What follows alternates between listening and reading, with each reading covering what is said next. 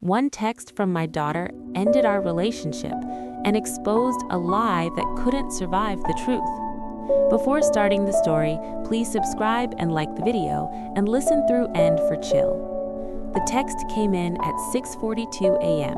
while the coffee was still brewing and the house was quiet enough to hear the refrigerator hum.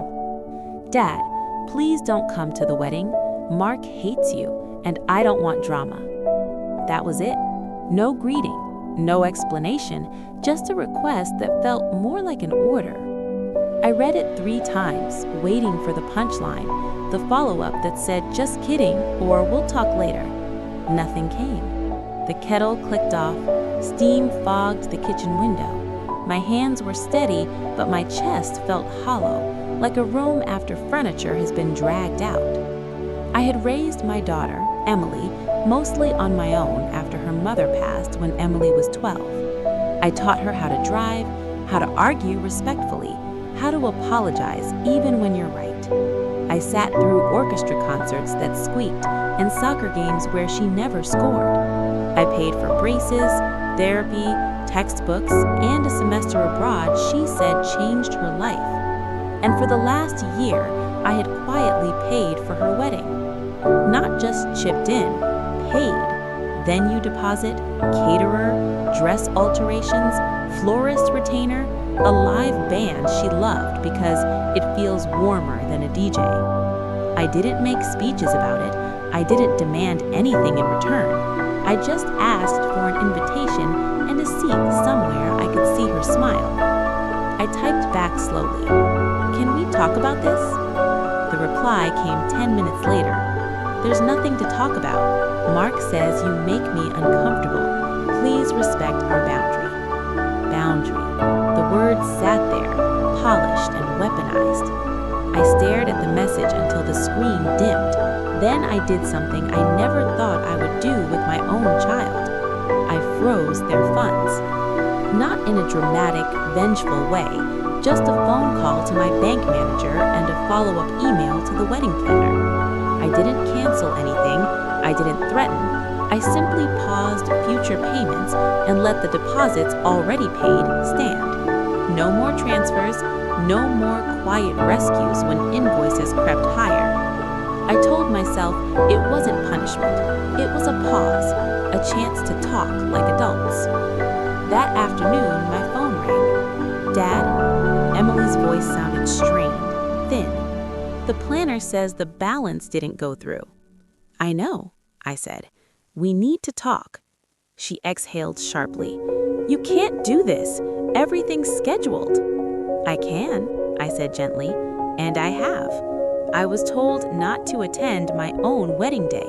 I deserve an explanation." Silence. Then, "Mark doesn't feel safe around you." The word safe landed hard. Safe from what? "He says you're controlling." I almost laughed. I haven't even met him more than 3 times. "That's the point," she snapped. "You judge him." I closed my eyes. I pictured the last time I saw Mark, his firm handshake, the way he answered questions for Emily, the quick glance he gave her before she spoke. I'd clocked it, sure, but judging? I'd kept my mouth shut. "Emily," I said, "I love you. I'm not asking to run your wedding. I'm asking why your husband hates me enough to erase me. He says you look down on him because he didn't finish college. That's not true. He says you think he's using me. That's..." I stopped myself. "What else does he say?" She hesitated. "That you'll try to control our finances, that you'll expect access to our life because you paid for things." I leaned back against the counter. "Have I ever done that?" "No," she admitted, but he's afraid I might," I finished. We hung up without resolving anything. The next day, my sister called. "Why did Emily call me crying?" she asked. I told her everything. She listened quietly, then said something that made my stomach tighten. "Mark called me last month," she said. "He wanted to know about your finances." I sat up. "What do you mean?" "He wanted to know if you plan to keep supporting them after the wedding if there was a trust, if Emily would inherit the house. I felt the room tilt. And what did you say? I told him it wasn't his business. That night, I didn't sleep. Over the next week, the messages escalated. Emily accused me of sabotaging her happiness. Mark emailed me directly, cold and formal, accusing me of manipulation and emotional blackmail. The wedding planner requested clarification. The florist asked if the remaining balance would be settled. I replied to everyone the same way. Funds are paused pending a family discussion. Finally, Emily showed up at my door. She looked smaller than I remembered, wrapped in a hoodie that wasn't hers. Her eyes were rimmed red. "He says you're trying to ruin us," she said without sitting down. "I'm trying to understand," I replied. She crossed her arms. "He doesn't want you there." "Why?" I asked again. She opened her mouth, then closed it. Her jaw tightened. "He thinks you'll embarrass him." "How?" "He thinks you'll talk about money or remind people you paid." I swallowed. "I've never done that." "I know," she whispered. We stood there, the truth pressing in from the edges. "He also says," she continued slowly, "that you'll always have power over us if you keep paying." "And what do you think?" I asked. She looked up, tears spilling. "I think I didn't realize how much he was afraid of you until the money stopped." That was the crack. Over the next hour, it all came out. The subtle comments, the way Mark flinched when bills arrived, the way he insisted on handling her phone calls with vendors, the nights he complained that I made him feel small, even though I hadn't spoken. "He told me to choose," she said, "and I thought choosing him meant cutting you out." I nodded. "And when the funds froze?" "He panicked," she admitted. "He yelled. He said I was proving his point. Then he asked me to ask you for the house." I stared at her. "The house?" "To borrow against it," she said quickly, "just until after the wedding." I stood and walked to the window.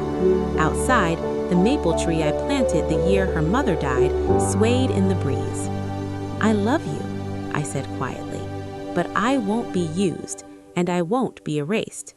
She sobbed then, deep and unrestrained. "I don't know what to do." I told him you tell the truth, that I'm your father, that I'm not your enemy, and that money doesn't buy obedience. 2 days later, Mark called me. "I don't appreciate being tested," he said. "I don't appreciate being cut out of my daughter's life," I replied. He accused me of manipulation. I asked him why he'd inquired about my assets. He hung up. The wedding was postponed. Emily moved back in with me temporarily, just to think, she said. Therapy followed. Hard conversations. Apologies that came slowly and stuck. Months later, she married Mark quietly at City Hall with no funding from me and no ultimatums from him. I attended. We sat in the same room without hostility, just distance. I didn't refreeze the funds to punish. I froze them to stop the lie from growing. And in the quiet that followed, the truth finally had room to breathe. Sometimes, love isn't showing up no matter what. Sometimes, love is saying, I won't disappear so you can feel powerful. And sometimes, the most important gift you give your child is the moment they're forced to see clearly, without your wallet in the way. The weeks after the courthouse wedding were quieter than I expected. Not peaceful, just muted, like a house after a storm where nothing is broken enough to fix, but nothing feels the same either. Emily stayed in my guest room for 3 months. She kept her suitcase half-packed, as if permanence might trap her. Some mornings she left early for work without saying a word. Other nights she sat at the kitchen table long after dinner, scrolling through her phone with an expression that told me she wasn't really reading anything. Mark called twice. The first time, he apologized in a way that sounded rehearsed. I overreacted, he said. I don't come from nothing. I don't like feeling judged. I didn't judge you, I replied. Silence stretched between us. I know, he finally said, but I felt it anyway. That sentence told me everything. Feelings had replaced facts long before the wedding text ever reached my phone. The second call was shorter. We're figuring things out, he said. Emily says you froze the funds to protect her. I froze them to protect myself, I answered honestly. The protection just happened to overlap. He didn't argue. Emily listened from the hallway that night. I could tell by the way she lingered after the call ended. Do you hate him? She asked. No, I said, but I don't trust him with power. She nodded slowly. Neither do I. Not yet. That was the first time she said, yet. Over time, details surfaced, small truths that added up to something heavier. She told me how Mark insisted on managing joint accounts even before they were married, how he framed it as being responsible, how he discouraged her from asking me for advice, saying it made her dependent. I thought that was normal, she admitted one evening. He always said couples should be a united front. They should, I said, but unity isn't silence. Therapy gave her language she didn't have before, words like financial coercion, isolation, projection. She didn't accuse him, she didn't villainize him, she just started seeing patterns. One night she asked me a question I wasn't prepared for. If Mom were alive, she said softly, would this have happened? I swallowed. Your mother would have seen it sooner. Emily nodded, tears shining but not falling. I think so too. 6 months later, Mark asked Emily to move back in. She didn't say no right away. She asked for conditions, separate accounts, shared expenses documented, no ultimatums involving family, no access to my finances, my property, or my estate, ever. He agreed, too quickly.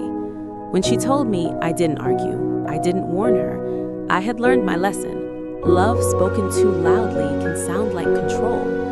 The money never returned to the way it was before. I helped when asked. I gave gifts when invited. I never prepaid their lives again. Emily noticed. Do you regret it? She asked once, freezing everything. No, I said. I regret that it took money disappearing for the truth to appear. She reached across the table and took my hand. I'm sorry I sent that text. I squeezed back. I'm glad you did. She frowned. How could you be glad? Because it showed me how easily you were being pushed to choose, I said. And it showed you too. She looked down, then nodded. A year later, she came to me with paperwork, a post-nuptial agreement. I want you to look it over, she said. I smiled sadly. That's a lawyer's job. I know, she said, but I want you to see that I'm not pretending anymore. I read it carefully, clauses about inheritance, about separation of assets, about debt responsibility. It wasn't romantic, it was necessary. Mark and I remain polite. We are not close, we never will be, but he no longer treats me like a threat, and I no longer treat my support like a leash. Emily laughs more now. She speaks without glancing at her phone first. She asks questions again, the way she did when she was little. Sometimes when she hugs me goodbye, she holds on longer than she needs to. And every time, I remember that morning, the coffee cooling, the text glowing on my screen, the moments I chose not to disappear. I didn't freeze the funds to win. I froze them to stop losing myself in the name of love. And in the end, that decision didn't break my family. It finally gave us the chance to rebuild it, on truth instead of fear. There were nights after Emily moved back out when the house felt too big for one person. I would stand in the hallway outside her empty room, the door cracked just enough to let the dark spill into the corridor. The bed was made, the lamp unplugged, no trace that my daughter had once slept there again, asking me quietly if she thought she was overreacting or being dramatic. Parents never forget the sound of their child doubting themselves. It lingers. Some evenings, I caught myself reaching for my phone to send her money for groceries or gas, old habits shaped by years of solving problems quietly. Each time, I stopped. Not because I didn't love her, but because I finally understood that love without boundaries can become a cage disguised as kindness. That was the hardest lesson. Emily didn't call as often after she moved back in with Mark. Not because she didn't want to, but because she was learning how to speak without asking permission first. When she did call, her voice sounded steadier, like someone standing on solid ground instead of balancing on apology. "I told him no today," she said, almost surprised by herself. "No to what?" I asked. "No to explaining why I needed time with you," she said. "I didn't owe anyone an explanation for loving my father." I sat down slowly, the weight of that sentence pressing against my chest. "That's a big step," I said. "I was shaking," she admitted, but he listened. Not all progress was clean. There were arguments, doors closed too hard, words said and unsaid, nights where she cried in the car before coming inside, days where she questioned whether independence was worth the loneliness that came with it. She never asked me to fix it. That might have been the bravest part. On my birthday, a small envelope arrived in the mail. Inside was a handwritten card, uneven letters like she'd rewritten it more than once. "Thank you for not buying my silence. Thank you for letting me see myself clearly. I love you." I read it 3 times, then sat at the kitchen table until the sun went down. The money stayed where it belonged, investments untouched, accounts separate, the house still mine. Not because I was afraid to give, but because I finally understood that generosity should never be used to erase discomfort or avoid conflict. Emily learned that too. She stopped apologizing for boundaries. She stopped shrinking her voice to keep the peace. She stopped confusing sacrifice for love. And I stopped confusing rescue for parenting.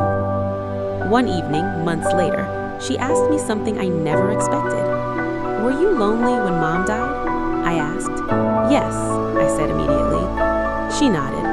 "I think I was afraid of that kind of loneliness. I think I thought choosing him would protect me from it." "And did it?" I asked. She thought for a long moment. "No, but choosing myself did." We still don't talk about the text often, but sometimes when she leaves after dinner, she pauses at the door and looks back at me with a softness that tells me she remembers it too. The morning it all broke open, the morning I didn't beg, the morning I didn't disappear, the morning I chose dignity over desperation, and in doing so, taught my daughter that love does not demand erasure. It asks for presence and the courage to stay whole. When my daughter texted me, "Skip my wedding, my husband hates you," I didn't feel angry first. I felt afraid, not of losing money, not of losing status, but of losing her, slowly, politely, in a way that would be called healthy boundaries while erasing a lifetime of love. For years, I had supported Emily the way I knew how, quietly, consistently, without conditions. I believed being useful meant being safe in her life, that paying for things was a way to stay connected without intruding. I was wrong. That text wasn't cruelty. It was confusion wearing borrowed language. So when I paused the wedding funds, it wasn't retaliation. It was the first honest sentence I'd spoken in a long time. Not "I won't help you," but "I won't disappear." And in the silence that followed, something important happened. Without money smoothing the edges, conversations sharpened into truth. Emily began to notice how often her choices were framed as loyalty tests, how often love required distance from the people who knew her longest, how fear had been translated into boundaries she never chose for herself. And I noticed something too. I had been trying to protect her from discomfort by absorbing it myself. That wasn't love. That was avoidance. So I stayed present without rescuing, available without funding, loving without leverage. And for the first time, Emily didn't have to choose between her father and her marriage. She chose clarity. The wedding changed, the relationship evolved, the money stayed where it was. But what returned, slowly, imperfectly, was trust. Not the kind built on obligation, the kind built on choice. Today, we talk openly. She speaks freely. I listen without fixing. Her husband no longer sees me as a threat because I no longer carry unspoken power, and I no longer treat my support like a leash. This isn't a story about freezing funds. It's a story about a father who learned that the greatest gift he could give his daughter wasn't money, protection, or permission. It was the courage to stay whole while letting her become whole too. If that story gave you chills, drop a like, subscribe, and comment so I know you made it to the end. I've got another one. See you then.